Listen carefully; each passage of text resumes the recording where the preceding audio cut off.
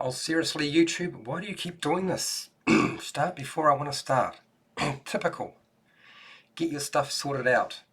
Your platform is mucking me around. Okay, alright, it looks like I'm starting.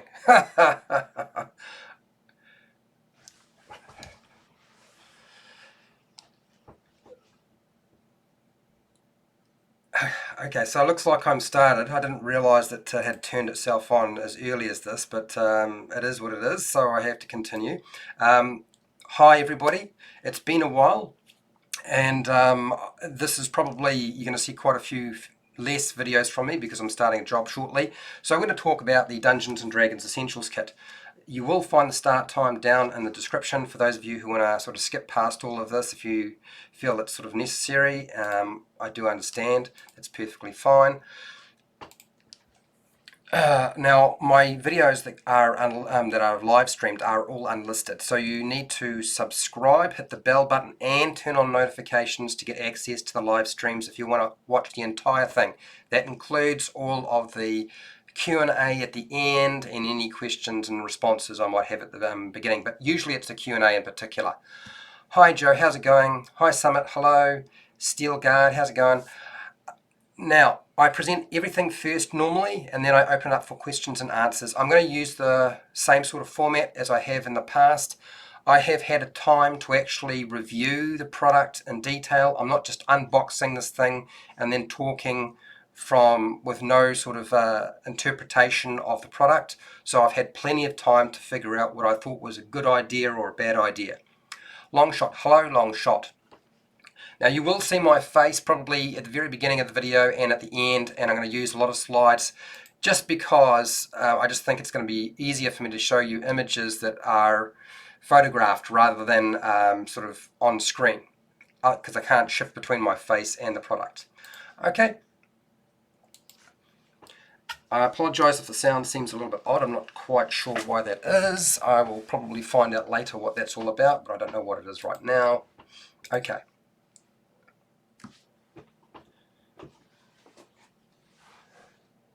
Hi, sorry.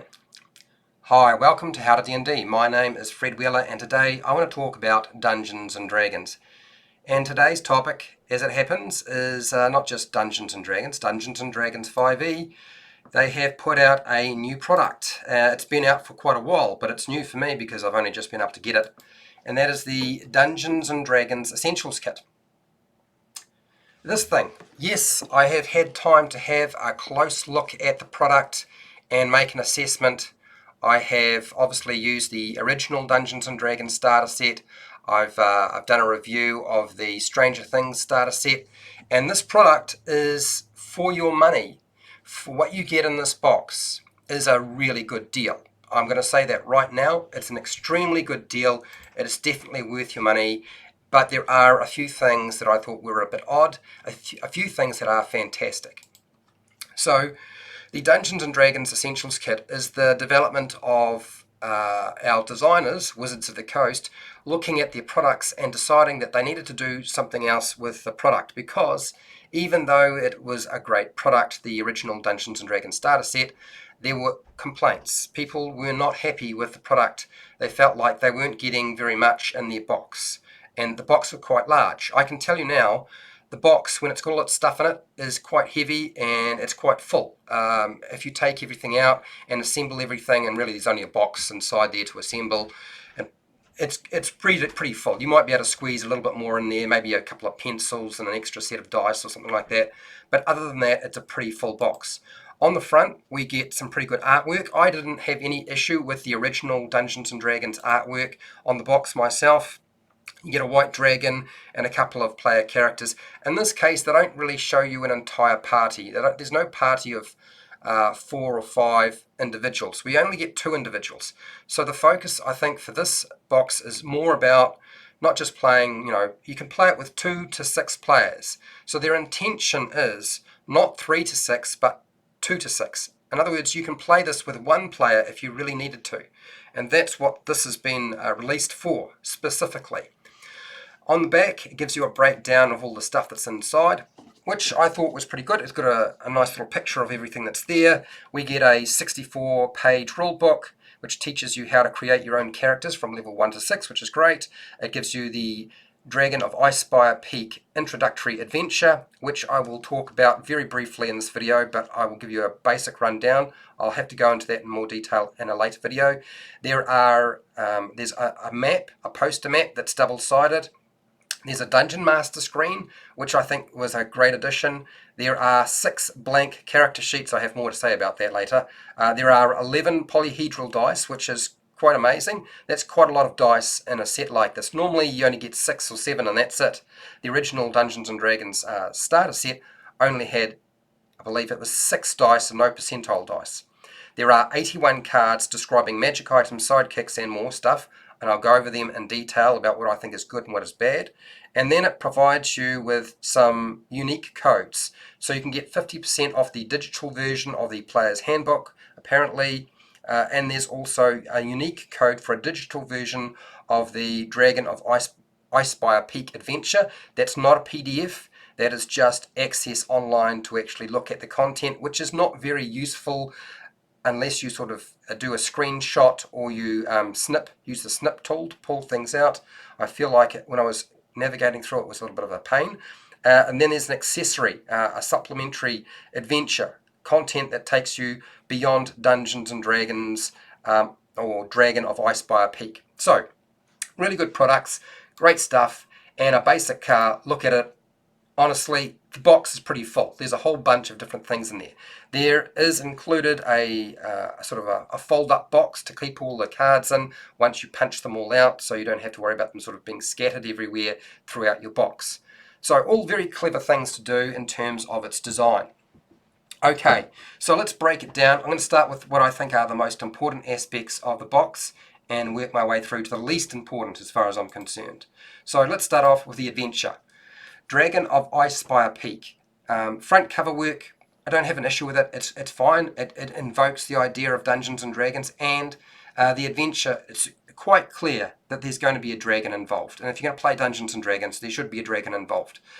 The thing about this adventure is it's a sandbox, very much so. It's more like a bulletin board or a quest board scenario. There are 3 key adventures that the players can undertake, and the rest are sort of fillers or things they can do around the other 3 main adventures. So I think that's a good idea. I think the idea of at least giving them 3 main quests that they can follow is a good plan. The layout of the adventure was reasonably good in terms of finding stuff. What I did find is that there's a whole lot of information in there, and if you've already got this box, you probably already found this problem right now, is that the amount of information on a non-player character is very minimal. In fact, it really leaves it completely up to the Dungeon Master to figure out most of that. There are a couple of NPCs that are detailed, but really you have to do all the rest of the work, and there's plenty of work to be done. So that means I'm going to be busy for many, many years from now, I imagine. On the back, they have placed a map key. There are plenty of maps. Essentially, the adventure book is laid out like you get like maybe 2 or 3 pages. There's an adventure map, and that location might be combat focused, it might be combat or roleplay, or might be just roleplay or just exploration. So they have covered all of their bases pretty well. I'm not sure that I understand why the key is on the back of the book, but maybe if you are flipping through and you come to a map inside the book, it would probably be easier, I guess, just to turn the book over and have a look at the back page. Although I felt like this particular map key would have been really helpful, particularly to a new Dungeon Master, if it was actually just a card that you could sort of clip onto your Dungeon Master screen or just lay out in front of you behind a Dungeon Master screen if you wanted to. But then again, everybody's got their own preference. The dice. Now there are 11 dice. That's 4 6-sided dice. There are 2 20-sided dice for rolling advantage and disadvantage.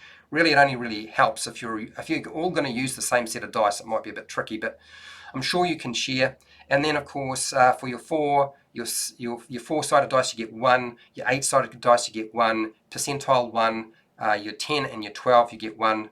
And so that covers your bases, and that's not too bad. Now the reason for 6-sided dice is they are anticipating that players and dungeon masters might allow the rolling of hit dice. So hit points. So hit points are rolled with 4 dice. Drop the lowest of those 4, and you pick the 3 that are the highest, and that's going to contribute to your ability scores. Now, for those of you who know my channel, yes, I did test these dice. I tested all of the dice. They are transparent, which is a good sign. That means that the chances are that they will be balanced and roll in a more random nature. So I tested them in sugar water, did my flotation test, and yes, they are balanced. That's a good sign. I think that's a really good improvement. And cherry red is a nice colour. It's a good colour. Okay. Next, one of the maps that's included in here is of the Sword Coast. It gives you really, I would say, maybe 6 or 7 major locations, of which the adventure may not necessarily be taking place in those locations. Or if it is, it's only briefly.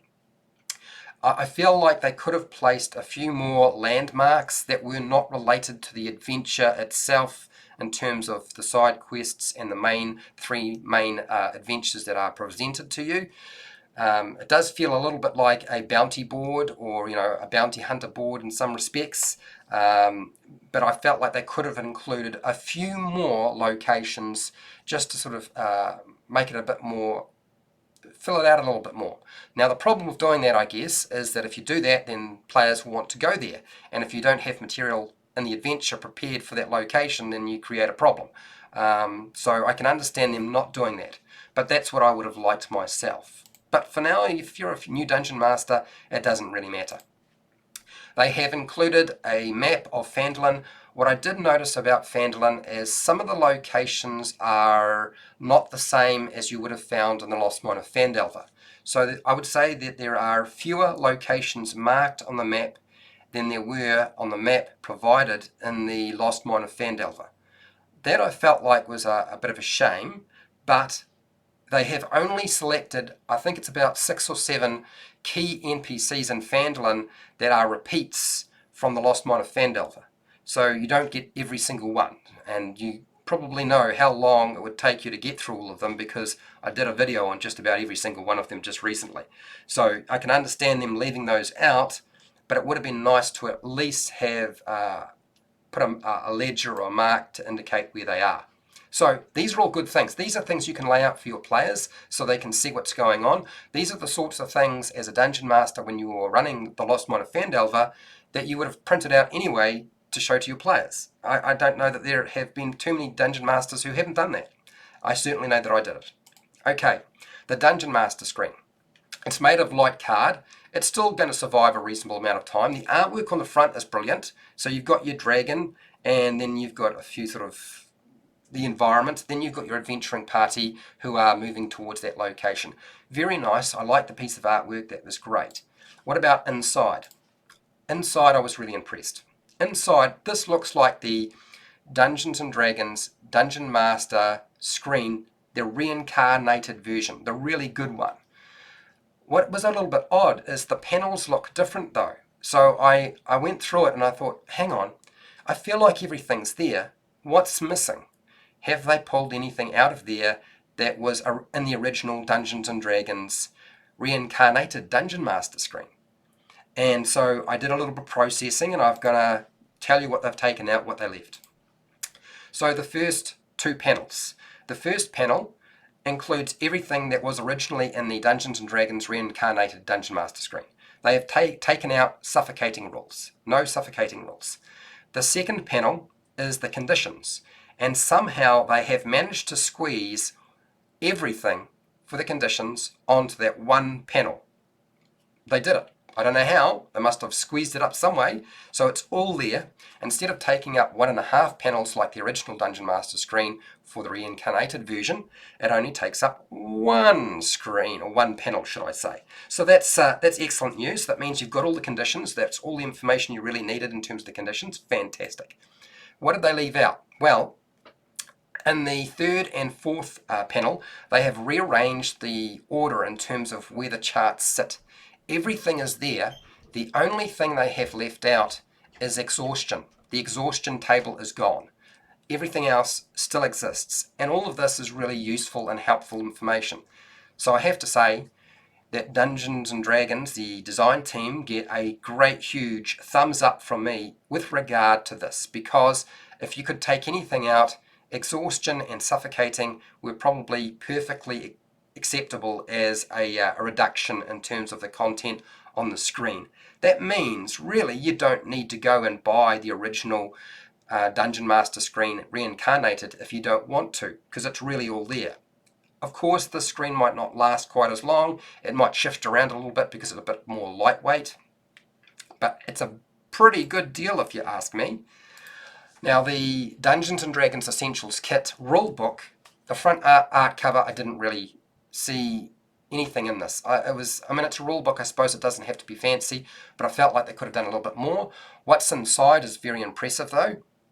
And what I found inside the book was you can create your own character from level 1 through to level 6.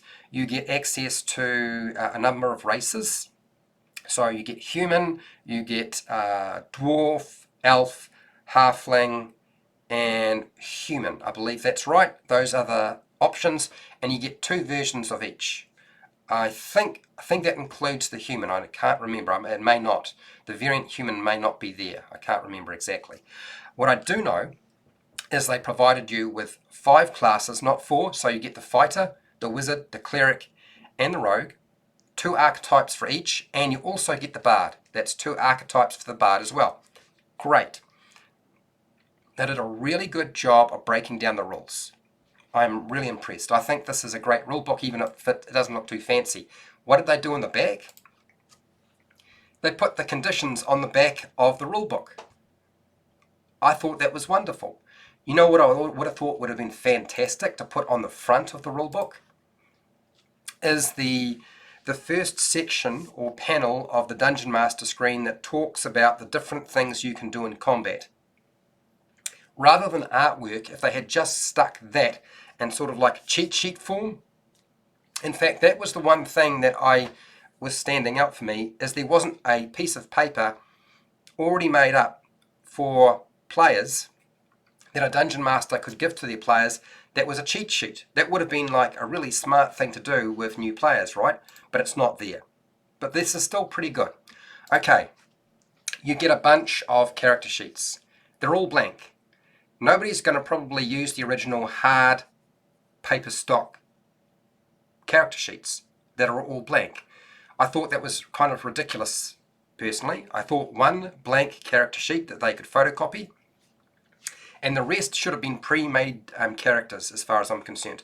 I'm all for people making their own character, but for those people who just want to get in there and play for now and make a character, so maybe some other time, that seemed like a silly thing to do, just to put a whole lot of blank character sheets. Should have been just one blank, and the rest could have been pre-made character sheets ready to go right then and there at level 1. And with the same thing that they did with the original Dungeons and Dragons starter set. I thought that was a fantastic development. Alright, now the cards. The cards, there are things in these cards that I thought were fantastic. And what they've done is they made magic item cards. There's a lot of magic items in this adventure. In fact, there are at least, I think, 4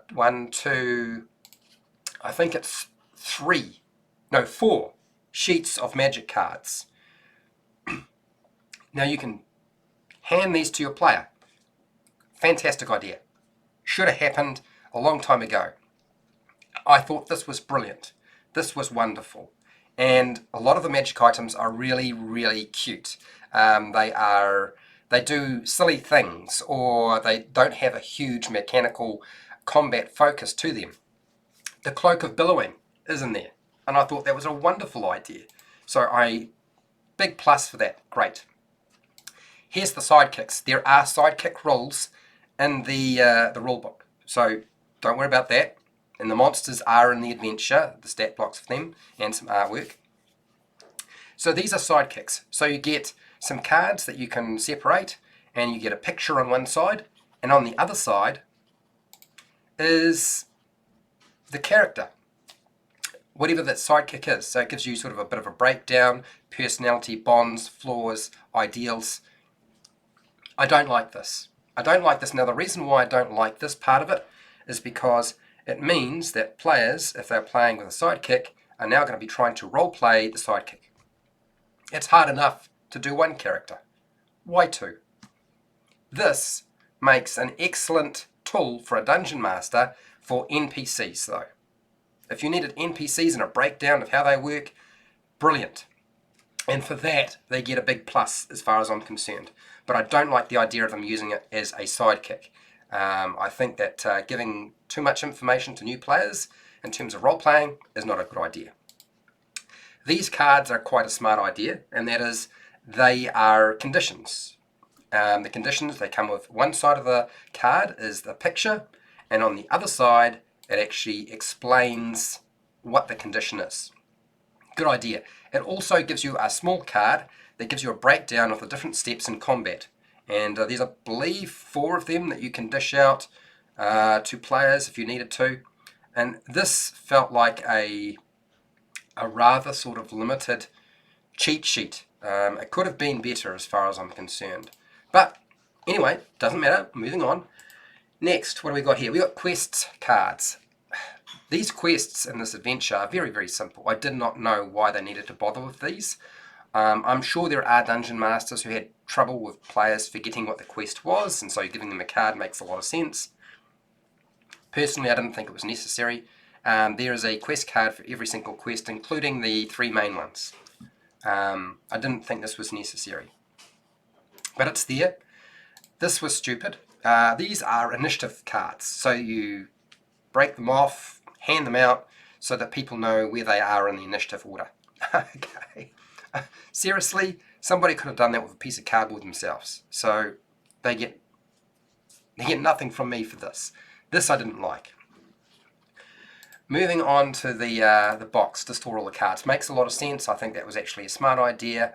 It doesn't seem like it adds a lot of weight, but to be able to store them in some way rather than have them float around in the box, the original box, is probably a good idea. Comes with some advertising for their products. That's the original Dungeons & Dragons starter set, the Essentials Kit, Player's Handbook, Dungeon Master Guide, Monster Manual, whole lot of other bits and pieces. And on the back, you get these codes, which I think are really good. I think the inclusion as a digital form was a fantastic idea. I've already downloaded mine, and I'm pretty happy with what I've seen. What did I think of this product? I think this product is more what people were hoping for originally. Now, for those of you who are saying, why is there no battle mat and why are there no tokens or pawns in here? Fair enough, but you might not realize, but the whole design team don't use miniatures anymore. They're moving away from using props, battle maps, grid, miniatures, tokens, pawns, or whatever else. And yes, they probably could have turned the initiative sheet into a number of tokens and maybe some monster tokens as well, because there aren't a huge number of monsters in here. Really, that wouldn't have been terribly hard to do, I'm sure. I don't think it was necessary, and I think that it's actually moving Dungeons & Dragons away from the idea of needing props, even though you can see a grid in my my picture right here. The adventure, I like the adventure layout. There are problems, and we're going to have to talk about them some other time because they are many. But in terms of layout and how to follow them and how easy to prepare, they do a great job of that. Other than that, I think this is a fantastic product.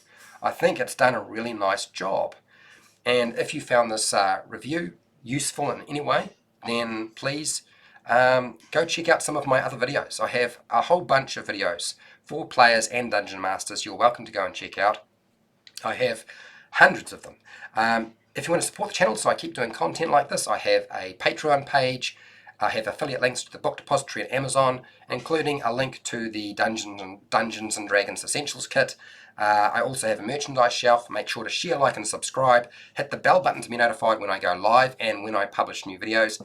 And hey, Till next time, keep rolling those 20s.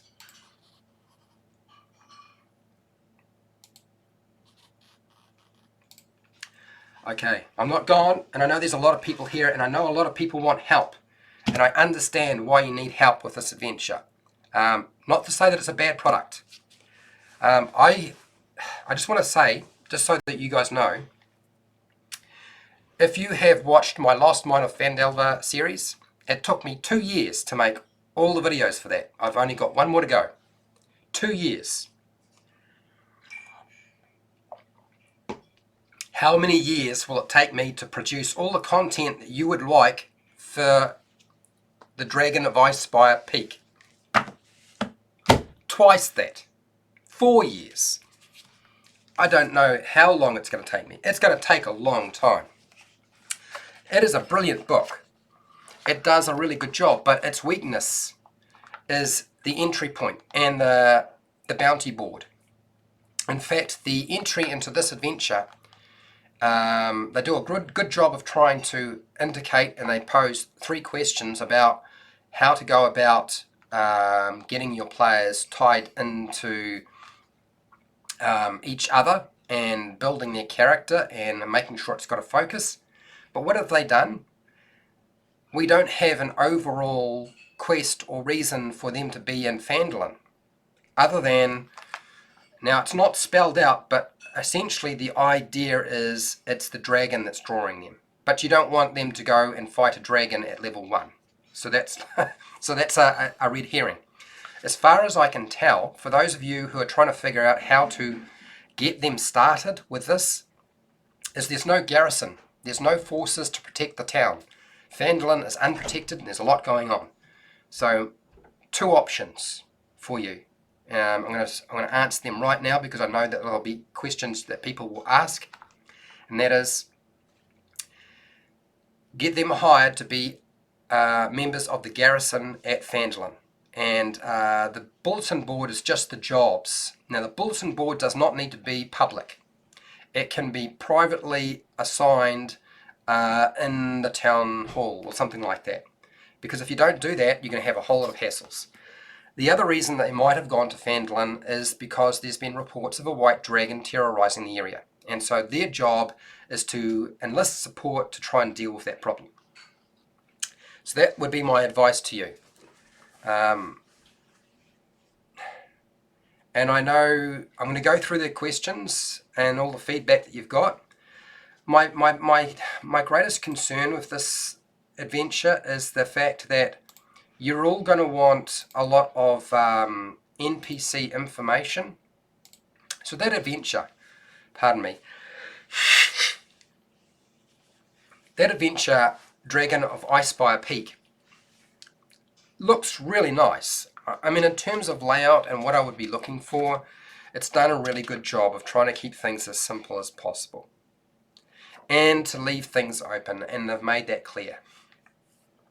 But as I'm reading through here, one of the things I did notice is there is a significant lack of NPC information.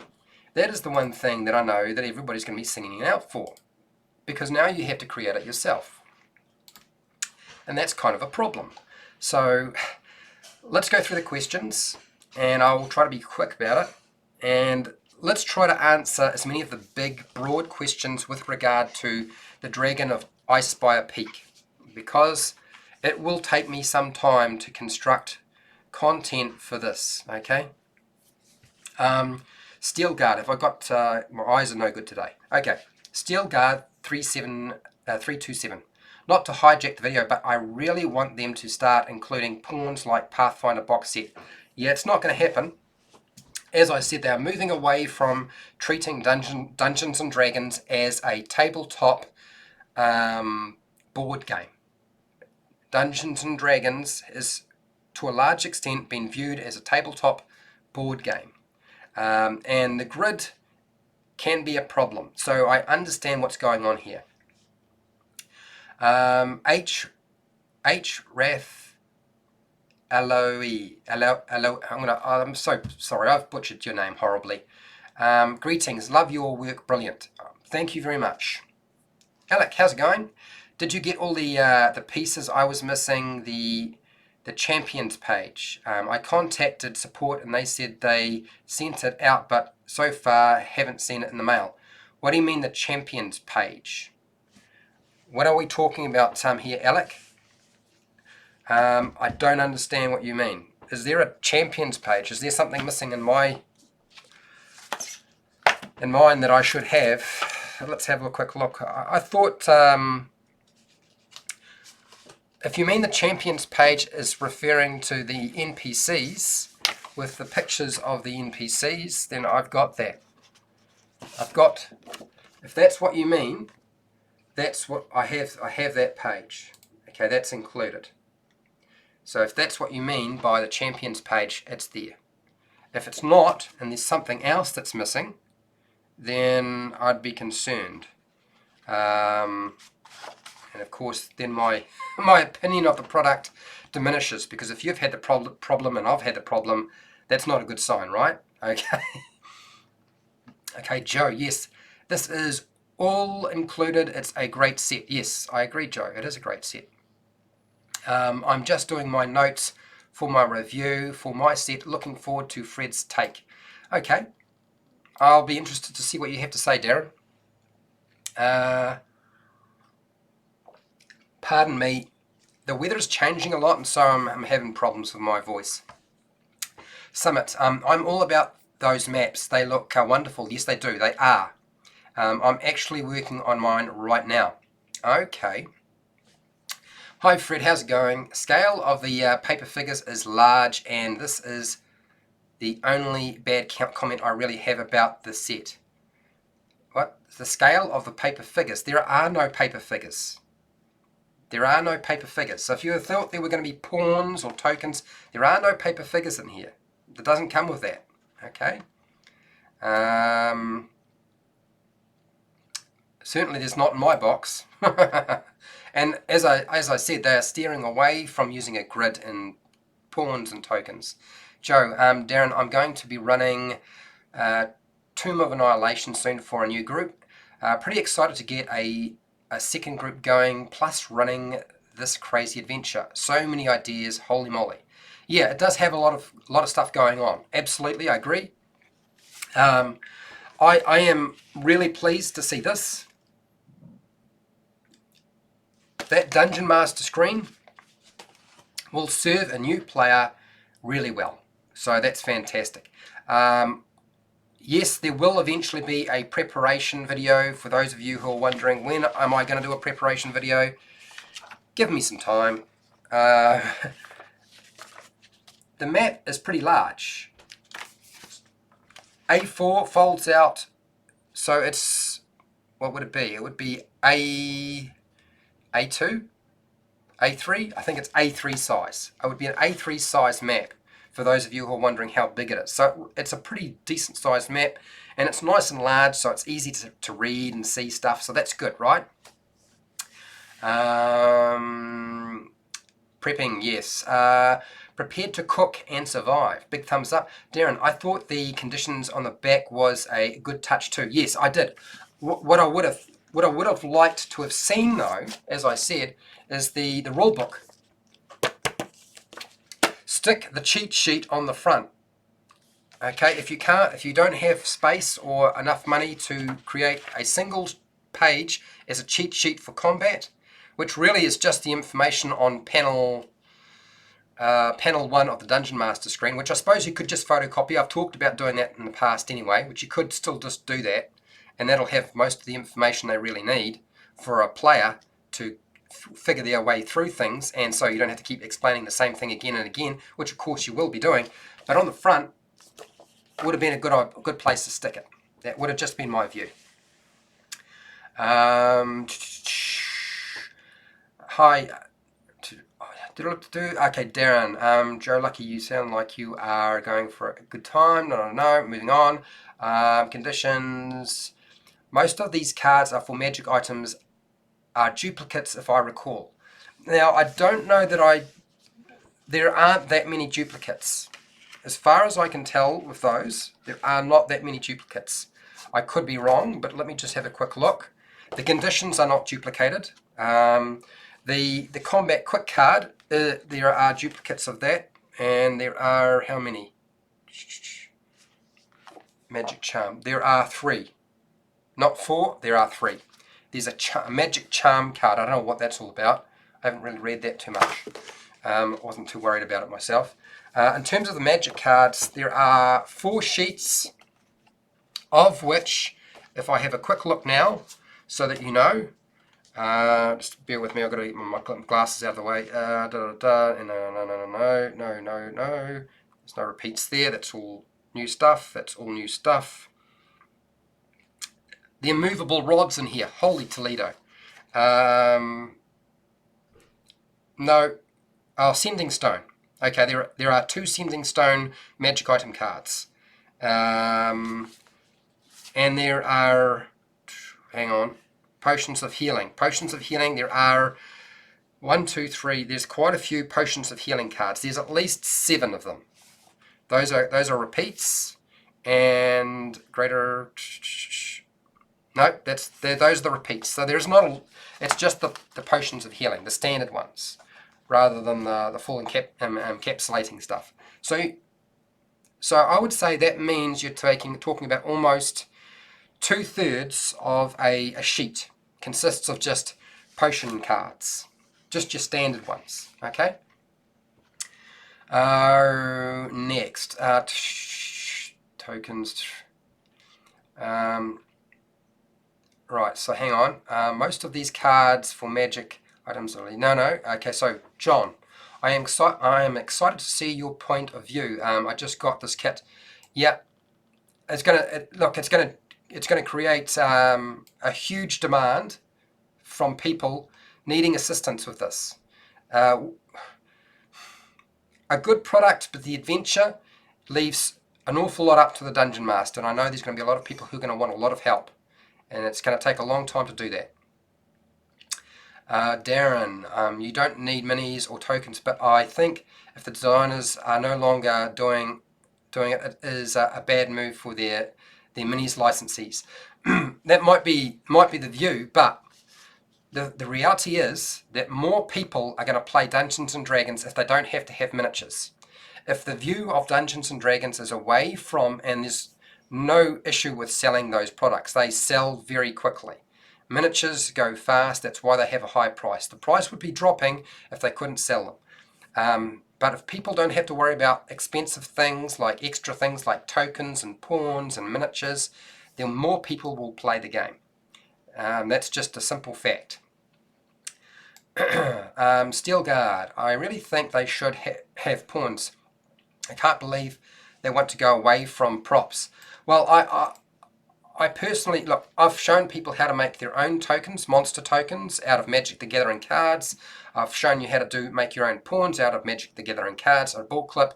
It's not very hard to do, very, very easy. Might take a little bit of your time up, but honestly, I don't think the pawns were necessary for the box. I know for some people who like to have the grid, it's a problem. But personally, I don't actually have a big issue with that myself. Prepared to cook and survive. Okay, I'd like your thoughts on my first campaign, Lost Mine of Phandelver. Where we at, please, Fred? Well, we can talk about that. The Lost Mine of Phandelver, in terms of those videos, I don't know what I'm supposed to sort of say. I have been commenting in the comment section as quickly as I possibly can. The speed at which I respond to comments will be down because I'm doing other things. Last week I've been just preparing to make sure my job starts without any issues. Just the reality of I don't do this full time anymore. I'm going to be starting work on Monday. But I will do my best, as I do plan to run the adventure myself. So, but it won't help you if you're running it right now. It will take me a few weeks to sort of get my head around things. Darren, props are good. They may be pumping digital venues. They might, maybe that's the intention. I'm not really too concerned about that. I think that they provided enough digital stuff in here to to mean you get a reasonable deal, particularly people who really want it digital rather than in a paper version, so I don't have an issue with that. John, I would start it as you start the Mines of Phandelver. Yeah, well, you could. I've already talked about how I think you go about doing it. Personally, unless you're running this in conjunction with the Lost Mine of Phandelver, which would really make things, I feel, give you a lot of options, but you've got to be very careful about what you do there with that, because you could wind up with them getting distracted and going off in different direction. So you drop the quests hooks when you want them to be approached, rather than providing them with too many options all at once. And that's another question I know people are going to want to know, how to incorporate this adventure, Dragon of Icespire Peak, into the Lost Mine of Phandelver. A sensible question to ask. A question which I think you need to be very discerning about how many quests you drop. This is a thick book. There's a lot of material in here. There's a lot of adventure material. So yeah, you're going to have to be careful about what you drop on them all at once. Don't do too much. Be discerning. Stick with the main quest that you want them to follow, and just give them maybe one or two options at the appropriate time. And they don't have to do everything. If they try to do everything, they're probably going to be too high a level for a lot of the encounters. The good thing about the Dragon of Icespire Peak is a lot of these adventures in here are not combat. Okay, they're not combat, they are roleplay, or they can be roleplay, or they're exploration, or they are just, they're not combat. That's the main thing, right? Okay, prepare to cook. And as I said, I would go with, they're going to Phandalin because of the dragon, to deal with the dragon, and it'll take them some time to get the resources to do that. Or they are being brought on as a garrison to be the garrison at Phandalin, since a bunch of adventurers from the Lost Mine of Phandelver may not have actually done that themselves. Okay. Prepared to cook. I love painting minis and bits. Helps with the visual side of it. Well, yep, you know me. I paint minis myself, and I have a lot of them. Representation, champions page. Alec, there's no champions page as far as I can tell. So I don't know what you're talking about. If you're talking about the sidekicks page, then I know what you're talking about. Maybe that's what you're talking about, rather than the champions page, because I don't think we'd have champions in here. The champions are our players. And yeah, I think this is what you're talking about. I think this is the sidekicks page. These are essentially sidekicks, which make really good NPCs, and they're fleshed out. So if you get stuck and you need help with NPCs, use them. Candace, minis and pawns help me see what people mean when describing room layouts and positioning. Fair enough. Dolphus, is it good if you know how to DM? Well, it's always good if you know how to DM, but Dolphus, if you don't know how to DM, I think you'll be fine. I think the biggest issue is a dungeon master who wants to give their NPCs in the adventure more depth, because there really isn't any depth in here. There's like 2 characters that have a bit of a write-up on them, and the rest there's really nothing, so it's really up to you to figure it out, unfortunately. Darren,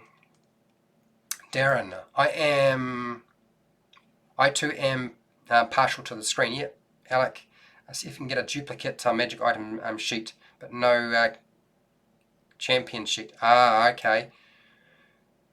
More magic for the players. Yes, there's a lot of magic in here. It could get unwieldy very quickly. I was a little surprised at just how much. But to be fair, some of the magic items are low end. They are common. They are more flavoursome and just fun, rather than providing a huge combat benefit, or even a huge roleplay or exploration benefit. So don't necessarily, they just do unusual and weird things, which is a good thing to include. What else we got here?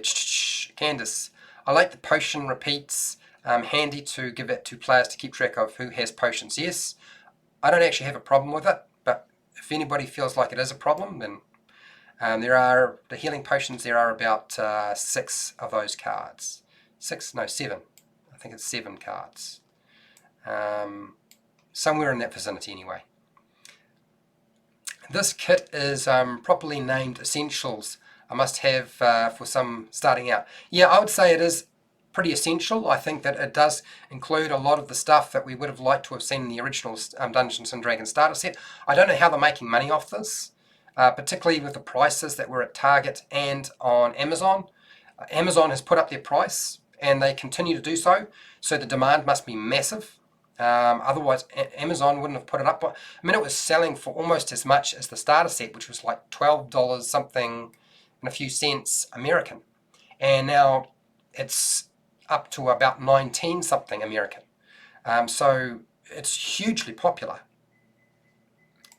Yeah, thanks, Darren. Okay, Anton. Fred, in the mid-80s, I would cut up my White Dwarf magazine to make pawns. Exactly. You can do that with a lot of different things. So make your own pawns. Steel Guard. Love that they have included a digital stuff. Yeah, I understand what you're saying about pawns. Your videos on creating your own pawns were very excellent. M8, yeah. As always, enjoyed your videos overall. Thank you very much, Alec. To definitely like the to combine both starter set together, and yeah, I know that's going to be a question that people are going to want to ask often. I haven't really figured out how to do that yet. Give me some time, I'll figure it out. Once I run the adventure, then maybe I'll know how to mesh it together. I don't really feel like it's going to mesh well, but it will provide you with a lot of additional options if you don't want to use every single side quest. And to be fair, there are a few side quests that aren't combat focused, so they don't need to be played at level 1 or at level 2 or 3. They can be played at any level. And those would be the ones to save for near the end of the player's sort of campaign arc, because then they can do those and you don't have to worry about pumping up monsters or making adjustments to the combat in some way. Prepare to cook and survive. So I know you are talking about the essentials kit, but if you have time, my party has run out of Tressendar. All right, ask me a question and I will do my best to answer that question. Okay, but we are talking about the Dungeons & Dragons Essentials Kit, okay? Primarily the focus being on that adventure, because that's the key thing in here, as far as I'm concerned. There are lots and lots of good props in here, though. Joe, I'm so happy you are going to be back to work. It will be sad not having so many of your entertaining videos. Yeah, but I mean, I was running out of material. And the speed at which I had to create stuff was so fast, it was a bit hard to deal with. But yeah, I need to go back to work. I need a day where I have to sweat and get some of the lard, the fat on me off. And I know this job is going to be physical, so that's a good thing. And it means that I will be much more enthusiastic about doing my videos because I won't be able to do them as often. And so that means hopefully you'll get really good content. It'll just be at a slower rate. Okay, prepare to cook and survive. Manor and into the elderly farmhouse. Chased by bugbears, 4 ruffians, 8 orcs, and a goblin. Okay, I'm thinking of setting the farmhouse on fire. Party is looking to seek help. What are your thoughts? Yeah, why not? Look, players would burn down a house, burn down the farmhouse. You know what is great about setting a building on fire in a Dungeons & Dragons adventure? Not in real life, but in a Dungeons & Dragons adventure, it has a couple of key purposes. For those of you who are dungeon masters and think that you should be able to do that as well if the players want to do it. One, it means they now have to decide if there's a combat involved, they have limited time, they have to deal with the assailants as quickly as possible before the building burns down. They now have to make some choices because there could be people trapped in the building they have to go and survive, rescue and help out. So there's another goal to achieve. And, you know, achieving that goal will hopefully give them additional information, will give them a new ally, and also, you know, I would certainly award them XP or inspiration or some sort of reward for doing that, because it's risky to do so, to run into a fire, a burning building. Not only that, there's also the opportunity not to just go and rescue somebody, but to try and legitimately put the fire out. And that's a good thing too. So a lot of the time we tend to fall back on our encounter is based on fight the monster, kill the monster, take its treasure. And what I like about this adventure is there's definitely a different focus. It's not all about combat. I like the idea, and there was some elements to that in the Lost Mine of Phandelver, where you did not have, where combat was not a part of it. Agatha was a good example, the Banshee. Holy Toledo, there are no goblins in this adventure. I was really shocked to see no goblins are in this adventure.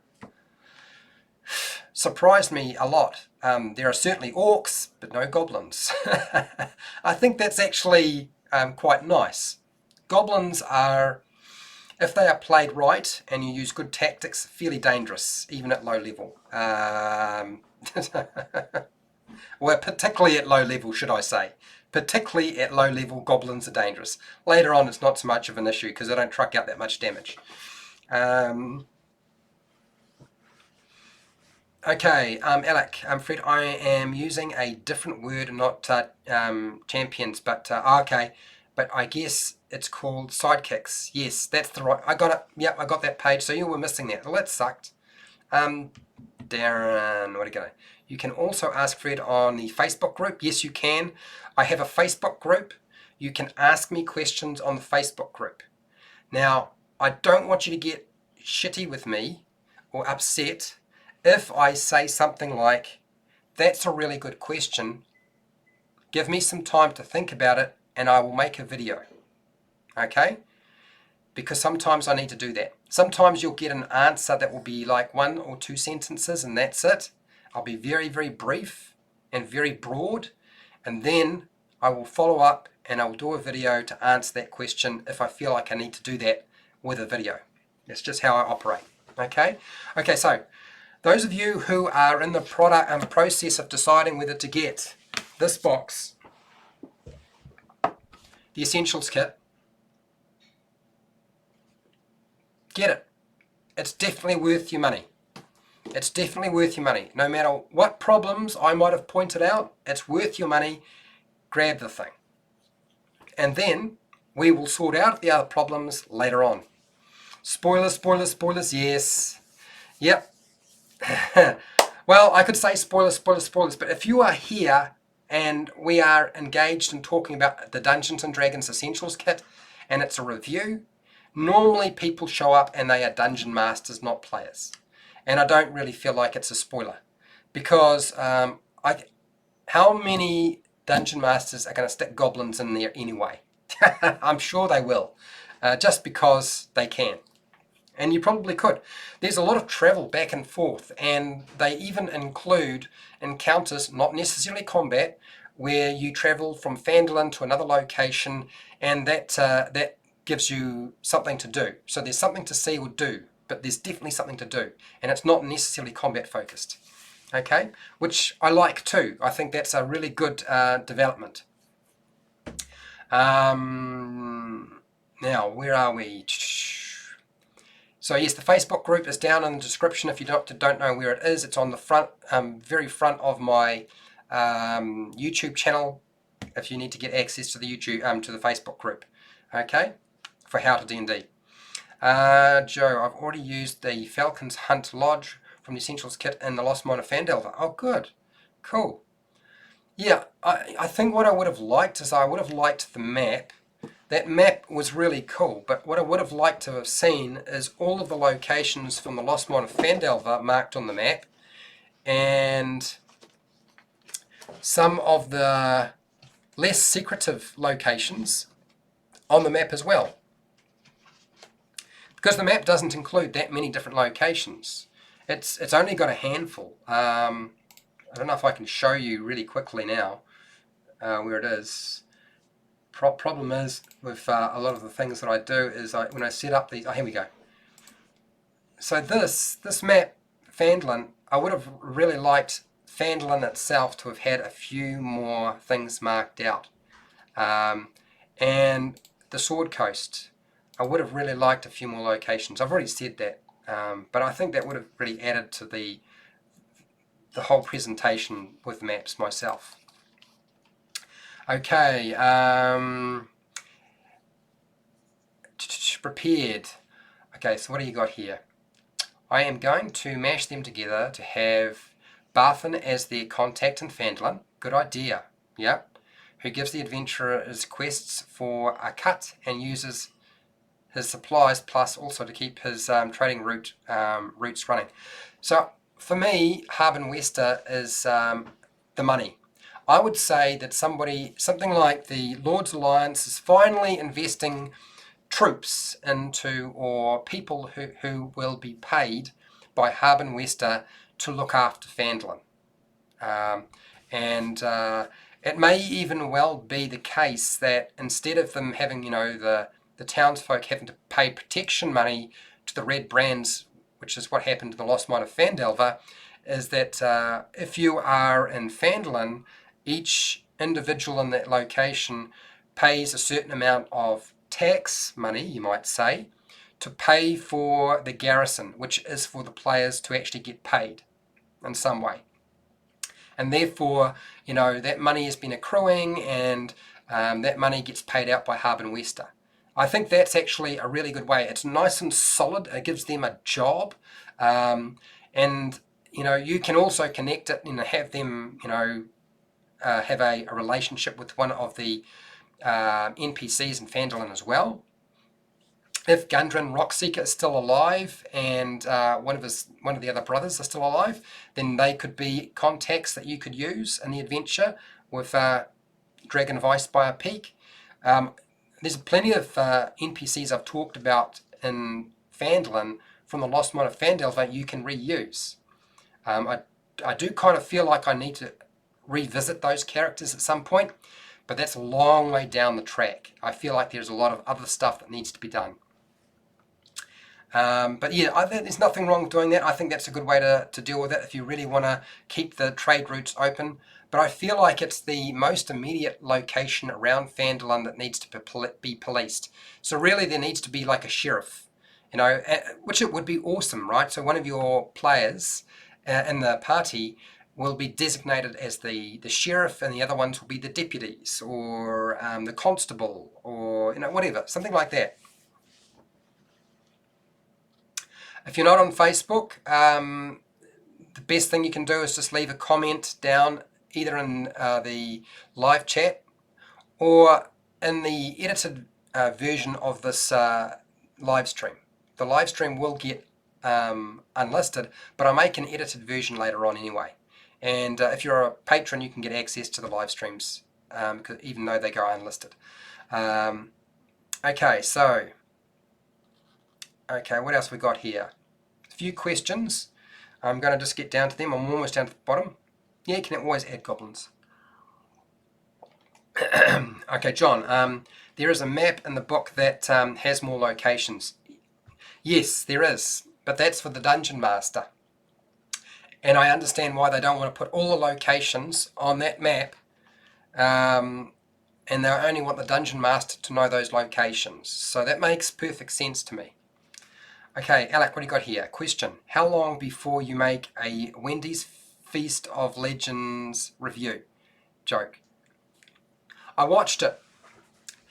Sam is hilarious, and I have to say, I was watching everybody laughed their heads off when Sam Regal ran that adventure, and I did too. I spent almost 3 hours just laughing. What I am starting to wonder though is about Marisha Ray. Love the girl, she's wonderful, but I do have some questions. Is Marisha Ray drinking heavily before the game, or on some sort of drugs, or is she just naturally super cheerful and happy and easy to make laugh? Because God, did she lose her stuff many times. And I've noticed this is a recurring factor, but that game that he ran, Wendy's Feast of Legends, she really did lose it completely. Hilarious stuff. And for those of you who think that I'm giving Marisha Ray a hard time, I'm not. It's lovely to see. And I know I laughed a lot. Okay, right, Darren. Fred, and I'm thinking too much alike. Gotta change my video now. Laugh out loud. Well, yeah, Darren, you're thinking the things I'm thinking because, it's like these are the things you think if you are just your average Joe, average person. I'm not somebody who's trying to market the product. I really am not. You buy it, you don't buy it. It doesn't bother me in the slightest. My job is going to be trying to figure out how to make it easy for you to run this adventure. So that's what I'm thinking. So I'm not surprised if you're thinking similar things to myself. Okay, you got a question here, hruf. How do you do to be so awesome? How do I become so awesome? Is that what you're saying? Love your content. Thank you, truly. You're welcome. I'm not really. Am I being awesome? I'm just doing the things that people wanted. And the Lost Mine of Fandelver, I started building my channel on making rules videos, very small, short rules videos. But really the vast majority of my content are on the Lost Mine of Fandelver, those and the Curse of Strahd. Man, got to do some more Curse of Strahd. Plenty of NPCs to talk about in that adventure. Lots to talk about. I've been doing that for years. But yeah, just try to make the content that appeals to me. And I make a lot of the content is not necessarily for people as such. It might be for a select individuals, sometimes my patrons, sometimes my groupies, because I have groupies apparently, and you know who you are, and I love them to bits, and so I will often make them videos that I know that they will find interesting. They don't usually get a lot of views, but they are videos and content that I use myself, and I know that they will use as well. I agree, she seems to be heavily overreacting. That was actually the only Critical Role episode I watched. To be fair, I don't think she's overreacting. I think that's just how she operates. But yes, I was curious as to whether she was doing a little bit of a just beforehand. And Anton brought it before the pound hike. Oh, fair enough. Still in the glad wrap. Great stuff, Fred. You're welcome. I really hope that you really benefit from this adventure. I will do my very best to try to focus on the questions that are going to be most important for the adventure. Dragon of Icespire Peak first. But they will be, as I said, you're probably only going to get... I can't do one of these videos every single week on my channel. I couldn't do that. But we will deal with the things that really stand out for you. So if there are things that really stand out for you, when I put this video up as the edited version, then make sure you ask me good questions, and particularly if it hasn't been spelled out here, I've already got a couple of ideas already. Spell it out in the comments section and I will get back to them. Otherwise, Facebook, put it there and I'll get around to putting something together. Yep, Curse of Strahd led me to you. Yes, I love the Curse of Strahd. I just couldn't run it again. I just feel bad for the players after I'm doing it once. And I ran the original Ravenloft before I ran the Curse of Strahd. Darren, Candace is here. Am I awesome? Thank you. Alec, I know you're looking to cut costs, but the new Avernus campaign seems very popular. Videos on that content will likely attract views too. Okay, so here's the thing you've got to understand about my channel, and what you've got to understand about any kind of review that a channel does. It doesn't matter what channel, whether it could be a small channel or big channel. It costs more to buy those resources than the money they make. it always costs more. The only reason that a channel will make a review on an adventure book is because the people who are watching their channel would like them to make that sort of thing. Okay? Money is not going to be quite, I mean, the new job's going to pay well. So even though I will probably never run Descent into Avernus, that doesn't mean I won't buy the book and review it. I still haven't reviewed Acquisitions Incorporated yet, and that will happen. But I will be doing that with one of my friends. That is one book I have very little to say about, which is not a good sign. Okay.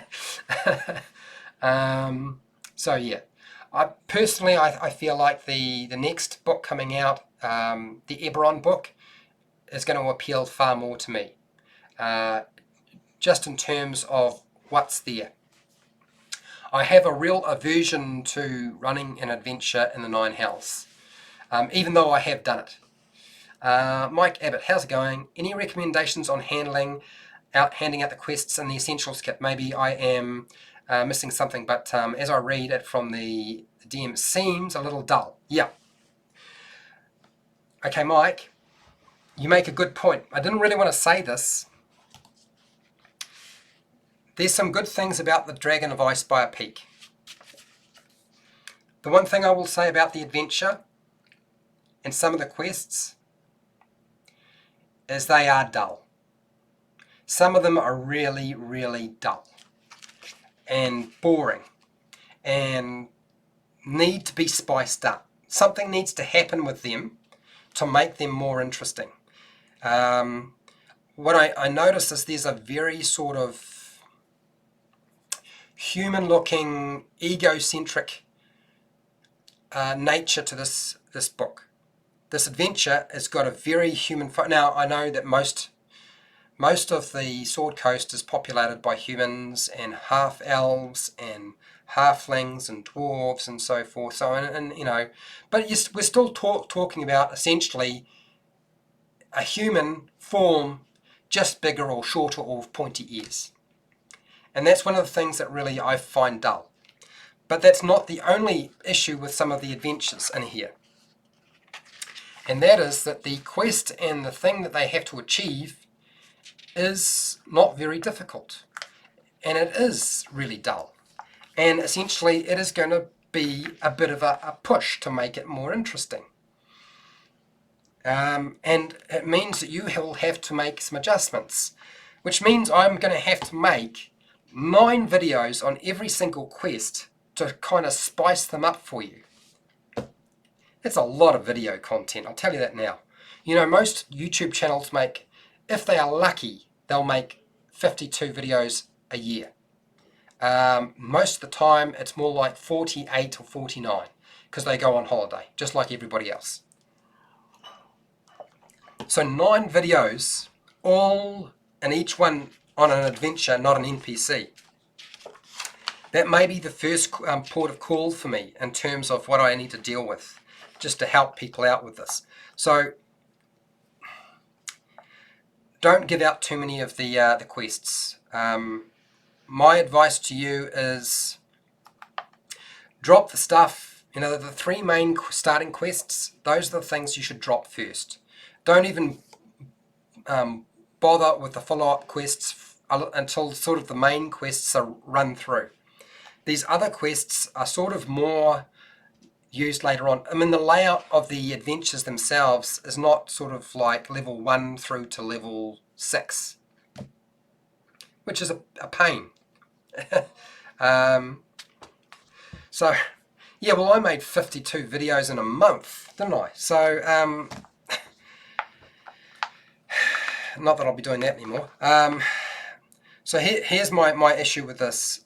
I can't answer all the problems. Do not drop too many of the quests all at once. Be sparing. I would drop 1 or 2. I think the first thing you do is drop 1 to start off with, and then you can sort of drop them with like 2, and they can make a choice.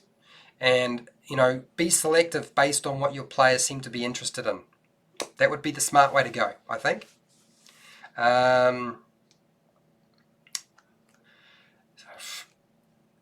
Okay, what do we got here? Question. D&D merch doesn't reach my country. Do you recommend buying the digital copy? Oh. Is the price fair to you? The digital, no. The digital copy is too expensive. I saw the cost, I believe, when I looked at it, I thought, no. No, considering, but the problem is if you can't get D&D merchandise into your country, you've probably got no choice. Also, a bit off topic, is there any way to reach you outside of here? Yeah, you go to my, if you really need, if it's business related, and it's not sort of, you can email me. I have an email address under my about section on my YouTube channel. That's the best way to get in touch with me, okay? Otherwise, Facebook, if you're on Facebook. John, I agree, something's missing. Yes, there are quite a few things missing, unfortunately. Yes, I agree, especially the first couple. Yeah, it's just like that, I guess. I mean,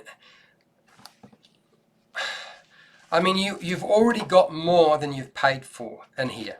The D&D Essentials kit has got more than you've paid for. They've given you so much for what you're paying for. I mean, obviously that's dependent on the price you're paying. So I would say to you, you're going to have to do some work. And yeah, I still feel that as an introductory adventure, that the Lost Mine of Phandelver is a good choice, just because it just has a bit more direction. You know, the Lost Mine of Phandelver has a bit of direction to it, whereas this feels a little bit more you could do anything. And it's really dependent on how the Dungeon Master releases stuff.